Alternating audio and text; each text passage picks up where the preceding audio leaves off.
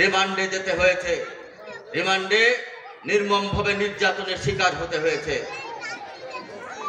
আজকে যদি 5ই আগস্ট ছাত্র জনতার নিরস্ত্র বিপ্লবের মাধ্যমে শেখ হাসিনা যদি বাংলাদেশ থেকে পলায়ন না যেতেন, আওয়ামী লীগ যদি ক্ষমতায় থাকতেন, আমার এই নেতা আজকে হয়তো এখানে বসার থাকার সৌভাগ্য তার হতো না।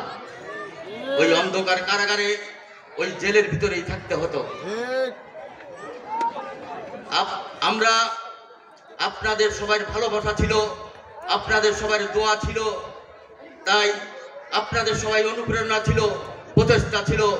আল্লাহর কাছে আপনারা নামাজ পড়ে আপনারা সবাই বলেছেন যে 17 বছরে তিনবার ভুয়া নির্বাচনের মাধ্যমে, কখনো রাতে দিনের ভোট রাতে, কখনো পুলিশ প্রশাসনের মাধ্যমে ভোট নিয়ে আপনাদের সাধারণ ভোট অধিকার থেকে বঞ্চিত করে, মানবাধিকার হরণ করে বাংলাদেশ এক নির্মম নিষ্ঠুর নির্যাতন করে সাধারণ মানুষকে জিম্মি করেছিল।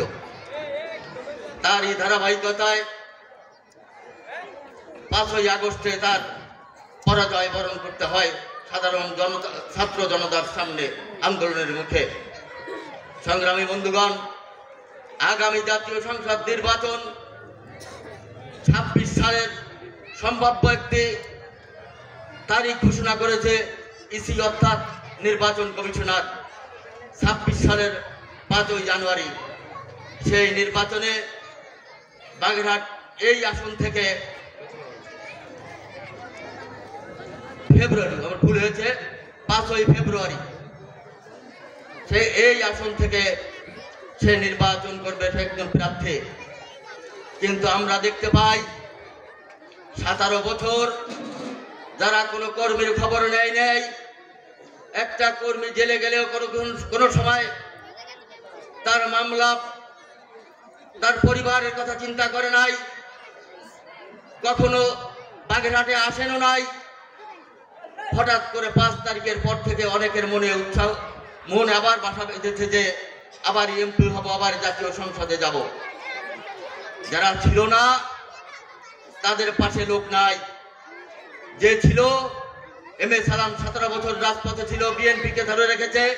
আমরা যারা জেল খেটেছি, আমরা যারা মামলা খেয়েছি, আমাদের জামিন করিয়েছে, আমাদের আশ্রয় দিয়েছে, আমাদের সাহস জুগিয়েছে, দল চালিয়েছে, সে আমাদের ছেড়ে যায় নাই, আমরাও তাকে ছেড়ে যাইনি।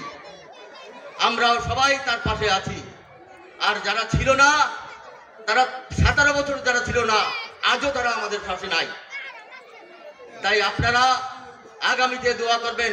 অবশ্যই বাগেরহাট এই আসনের সংসদ সদস্য নমিনেশন দল থেকে সেই পাবে।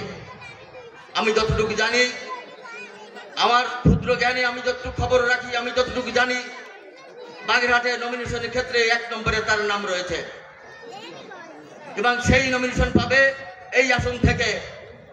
আমরা আগামীতে তাকে সবাই সমবেত হয়ে ভোট দিয়ে জাতীয় সংসদে পাঠিয়ে বাগেরহাটের উন্নয়নের ধারাকে অব্যাহত রাখবো, এই আশা আপনাদের সবার কাছে রাখি।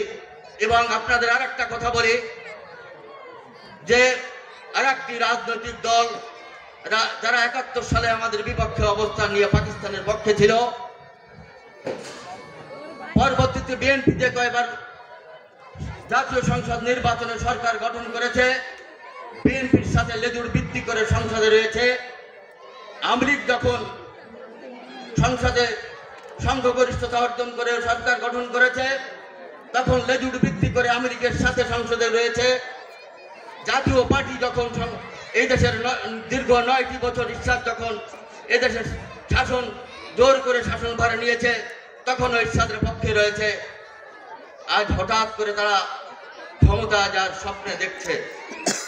তাই দিশেহারা হয়ে বিভিন্ন সময় কোমলমতি মা বোনদের সাধারণত মনটা একটু নরম থাকে, তাই তারা মজলিসের নামে তাদের কিছু কর্মীকে দলবদ্ধভাবে বাড়ি বাড়ি যে আমাদের মা বোনকে ভুল বুঝায়ে যে আজকেরা আগামীতে জামাত ইসলামকে যদি ভোট দেওয়া হয়, দাড়িপাল্লায় যদি ভোট দেওয়া হয়, তাহলে জান্নাতে যাওয়া যাবে। জান্নাতের টিকিট দিচ্ছে নাউজুবিল্লাহ। যা একমাত্র আল্লাহ তাআলা ছাড়া কেউ জানে না কে জান্নাতে যাবে কে জাহান্নামে যাবে। ওনারা জান্নাতের টিকিট বিক্রি করছেন। তাই মা বোনদের প্রতি আমার আকুল আবেদন, অনেক বুখারী হাদিস আছে, বুখারী শরীফ আছে, তিরমিজি শরীফ আছে, আরো অনেক হাদিস আছে। এই হাদিসের বইগুলো পড়ে কিনে বাড়ি আপনারা পড়বেন, সেইখান থেকে শিক্ষা নেন। এই সস্তা লোক বাড়ি ঢুকে ঢুকে আপনাদের ভয় ভীতি দেখায়, ব্রেন ওয়াশ করে দাড়িপাল্লায় ভোট নিয়ে নেওয়ার জন্য আপনাদের সস্তা জান্নাতে পাঠায় দিচ্ছে। আপনারা সবাই সতর্ক থাকবেন এই আশাবাদ ব্যক্ত রেখে আগামীতে ধানের শীষের পক্ষে থেকে জাতীয় সংসদ নির্বাচনে ধানের শীষের প্রার্থীকে জয়যুক্ত করবেন এই আশাবাদ ব্যক্ত রেখে আমি আমার বক্তব্য শেষ করছি। বাংলাদেশ জিন্দাবাদ, বাংলাদেশ জাতীয়তাবাদী দল জিন্দাবাদ, শহীদ প্রেসিডেন্ট জিয়াউর রহমান ওরফ দেশ নেত্রী আপসীর নেত্রী 3 বারের সাবেক প্রধানমন্ত্রী বেগম খালেদা জিয়া জিন্দাবাদ, তারেক রহমান বীরের বেশে আসবে ফিরে বাংলাদেশে।